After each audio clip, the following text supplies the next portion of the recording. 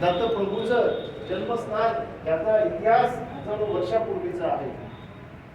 अनेक इतिहासात त्याची नोंद आहे. पण आपण त्या गोष्टीकडे कधीही लक्ष दिलं नाही.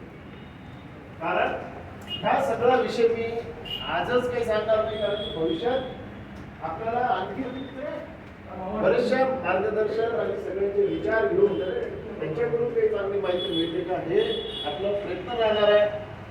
आज माझ्या काही मित्रमंडळाचे सदस्य माहूर तालुक्यात त्यांनी एक कार्यक्रम ठेवला आहे, विजन माहूरगडचा.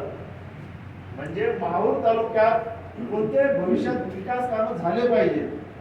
म्हणजे आज मोहन सरांनी बोललं, वसंत सरांनी काही मार्गदर्शन केले, काकांनी केलं, मामानी केलं. तर असे बरेचसे विचार आपण जर एकत्र करून त्या 20-25 मुद्द्यावर जर आपण सगळे मिळून जर आपण त्यावर काम केलं, आमदार कोणी असो, कोणाचंही सरकार असो, खासदार कोणी असो, पण आपली मागणी जर सर्वांची एक राहिली तर निश्चितपणे आपला किनवट माहूर तालुक्याचा विकास झाल्याशिवाय राहणार नाही.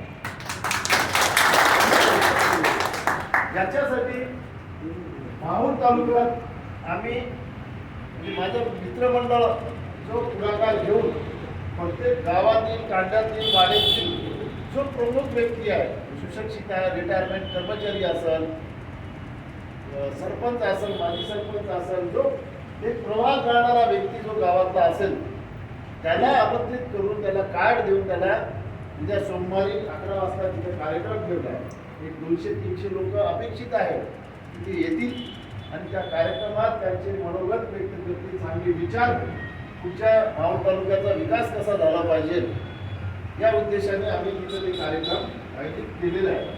कारण रेणुका मातेचं एवढं मोठं आता मोहन सरांनी मी सांगितलं, तर आज त्या ठिकाणी एवढं वैभव आहे, पण आपण त्याचा लाभ कधी घेतला नाही.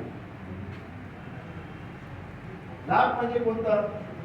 आज तिथं जर आपण चांगला विकास केला असता, आपण चांगला एक अजेंडा ठरवून एक चांगलं DPR तयार करून जर तिथं मागणी केली असते, तर तिथं तर भरपूर नेते येतात माहूरला, भरपूर प्रत्येक पक्षाचे नेते येतात.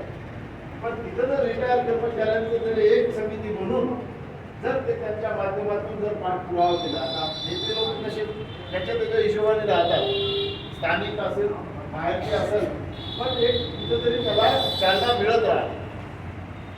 तर त्या उद्देशाने आज आपण पाहता शेगाव झालं, शिर्डी झालं, अनेक देवस्थान आहे जे आज डेव्हलपमेंट जवळपास पूर्ण झालेले आहे. आज आता पोरागड होत आहे. तर आज माहूरचा जर विकास झाला, चांगले मोठे भक्त निवास, जेवणाची व्यवस्था, आनंद सागर शेगाव तुम्ही बघितलं असेल सगळ्यांनी, एवढं मोठं आहे.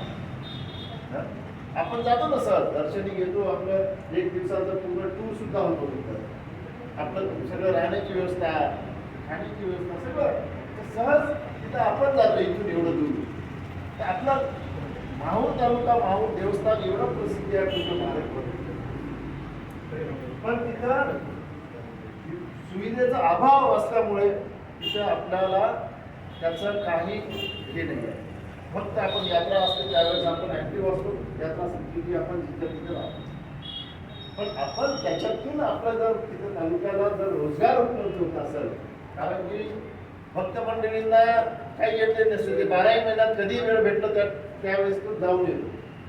तर 12 महिना जर तिथं भक्त मंडळी सगळे येत राहिली, सुविधा असल्यावर सगळं ते 12 महिना सगळ्यांचा व्यवसाय चालतो, हॉटेल चालते, लॉजिंग चालते, तुमचे कपड्याचे दुकान झालं, सगळंच झालं, चहा कॅन्टीन झालं, प्रवास, डिझेल, पेट्रोल पंप, सगळं ॲटो बिटो सगळ्यांना एक रोजगार त्या ठिकाणी उपलब्ध. म्हणून माझ्या एक संकल्पनेतून मला काही मार्गदर्शकांनी मला विचार त्या ठिकाणी त्यांनी व्यक्त केले की आपण मोहन सरांनी जे आपला मुद्दे काढले, असे काही मुद्दे आपण ठराविक एकत्र करून त्याची जर मागणी आपण ठराविकपणे जर केलं, हे रोड, रस्ते, नाली हे तर होणारच आहे. हे आयुष्यभर आपले आजोबापासून तर आपले वडील तेच करत आले, आणि आपलंही आयुष्य काय त्याच्यातच जाणार आहे का? आता माझे रोड आणि रस्ते बस, त्याच्या पलीकडे काहीच मिळत नाही. विचार केला पाहिजे आपलं, आपली पिढी तर कमीत कमी चांगली केली पाहिजे समोर. हा मग. आज तुम्ही पहा निलवट माऊर तालुक्यात सकाळी ट्रेनवर सरांनी सांगितलं सकाळची ट्रेन का किती भरलेली जाते कारण हाताला काम नाही. हे खूप मोठे दुर्दैव आहे. आपण सुशिक्षित आहात, आपण चांगलं आपलं उदरनिर्वाह होत आहे म्हणून आपण स्वतःला चांगलं समजून नाही. आपला शेजारचा आपल्या परिसराचा आपल्या गावातला एखादा व्यक्ती जो त्याच्या हाताला काम नाही आहे आणि तो जर घराला कुलूप लावून जर तो बाहेर गावी त्याचा पूर्ण परिवार घेऊन जर जात असेल तर आपण सुखी नाही आहोत हे आपल्याला प्रत्येकाचा विचार केला पाहिजे मनाशी. कारण तो नुसतो घराला लाभ लावून नाही जात त्याचा पूर्ण परिवाराला घेऊन जातो. मुलाचं शिक्षण असेल सगळ्या गोष्टी तो त्याग करून तो पोट भरण्यासाठी कुठेतरी बाहेर जातो. फार मोठी कुठेतरी बाब आहे या ठिकाणी. आज तुम्ही मानवापासून पाच चौपन मानवा वगैरे सगळं लोक चालले जातात हाताला काम या पट्ट्यातलं तुम्ही पाहत पुन्हा आदिलाबाद हैदराबाद या त्या ठिकाणी जाऊन हे लोक त्यांचा विकास करतात. याच्यासाठी आपल्याला काहीतरी ह्या सगळ्या गोष्टी जे सांगितलेल्या आहेत हे माझं व्यक्तीचं नाही आहे. मी म्हणत नाही माझ्यापेक्षाही कोणी आणखी जर या विद्याला हात घालत असेल त्यांना बसा मी सत्कार करतो आणि हे बाबू तुझ्या खांद्यावर कर. केवळ निवडणूक आली म्हणूनच सचिन गाणं आणखी कोणतेही आले याला महत्व देऊ नका. कारण 5 वर्ष जेव्हा राहावा लागतो तेव्हा हे सगळं काम होते. 5 वर्ष राहावं लागतं सर हे का सहज होणारे काम नाही आहे. प्रत्येक समाजाचा विकास झाला पाहिजे कारण तोपर्यंत आपण सगळे सुखी राहणार नाही. आपले जे प्रश्न आहेत ते प्रश्न तालुक्याचे सर्वांचे आहे म्हणून सगळ्या समाजाचे आहे म्हणून आपल्याला जोपर्यंत मागणी करणार नाही तोपर्यंत आपला विकास कुठेही होणार नाही. हे सगळ्यांनी लक्षात ठेवलं. आरोग्य असेल तुम्ही आज इथं मी जर बिमार पडलो तर कुठं जाणार आहे का उडून थोडी जाणार आहे नागपूर नांदेड. मला इथंच कुठंतरी अर्जंटमध्ये पहिले तात्पुरता इलाज करावा लागतो. माझ्या खिशात पैसे राहते म्हणून मी इलाज करून घेईल पण ज्यांच्याजवळ पैसे नाही राहत तो सरकारीतच जाईल ना. उद्या माझ्याही खिशात पैसे नाही राहू शकत किंवा मी कुठे इमर्जन्सी एखाद्या डॉक्टर प्रायव्हेटमध्ये नाही राहू शकत तर सरकारीमध्ये तर राहतील. हे सगळं आपल्याला आरोग्य असेल शैक्षणिक असेल मुद्दा सिंचनाचा असेल शेतकऱ्यांचा असेल मामाने फार सुंदर विषय मांडणी केलेली. साखर कारखाने तर त्यावेळेस बाबा झाले असते काही मोठी गोष्ट नव्हती त्यावेळेस. 2002 मध्ये 4 मध्ये 5 मध्ये हे 10-15 वर्षापूर्वी साखर कारखाना मंजूर करून घेणं हे काही खूप मोठी गोष्ट नव्हती. मी कोणावर टीका करत नाही. मी माझी रेष लंबी कशी ओढते मी ते बघतो. मी विकासात काम कसं आपण करू शकतो जनतेचा सेवा कशी करू शकतो याच्यासाठी मी प्रयत्नशील राहतो आणि प्रयत्नात राहणार. मी कोणावर टीका करण्यासाठी मी काही इतर राजकारणात किंवा याच्यात आलेलं नाही. मला काय चांगलं करता येईल हे तुमच्याकडून मला जोपर्यंत कळणार नाही माझे विचार तुम्हाला पटणार नाही तोपर्यंत आपण सगळं एकत्र येऊन कोणत्याही विकास कामाला आपण गती देणार नाही. त्यासाठी आपण एक कार्यक्रम जर तुम्ही सर्व म्हणत असाल तर मी मावळत झाल्यानंतर आपण इथं सुद्धा करू शकतो. 200-300 लोक प्रत्येक गावातून बोलून आपण 300 लोकांची मीटिंग जर घेतली आणि एक तुमच्यासारखे सगळे अनुभवी लोक आहेत आणि त्या समिती आता कोणते लोक आमदार कोणी हो खासदार कोणी पहिले सांगितलं आता करायचं सरकारने पण आपल्या मुद्द्याची मागणी एकच राहली पाहिजे. आजपर्यंत काय होणार आहे होतो आलेला आहे.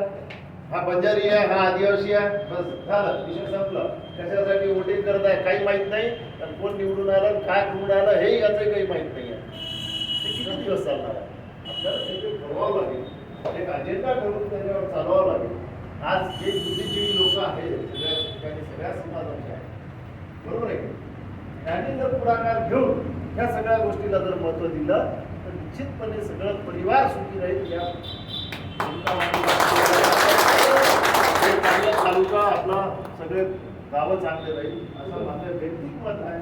मी काही जास्त बोललो असं तरी माफ करा कारण की छोटा आहे मी तुमच्यापेक्षा. तुम्ही सर्वांनी चांगलं मुद्दा या ठिकाणी प्रस्तावित केले तुम्ही आणि माझ्यासोबत अनेकसे सहकारी आहे.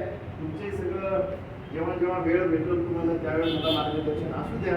पक्ष कोणताही असो, काही विषय नाही, आपला कोणता पक्ष नाही सध्या. पण किनवट आणि माहूर तालुक्याच्या विकासाच्या दृष्टिकोनातून सगळं एकत्र आलं पाहिजे असं मी एक या तालुक्याचा युवक म्हणून मी तुम्हाला सर्वांना विनंती करतो. पक्ष कोणताही असू द्या, पण जेव्हा किनवटचा विकासाचा मुद्दा येतो त्यासाठी आपण सर्व एकत्र आलं पाहिजे असं माझं वैयक्तिक मत आहे.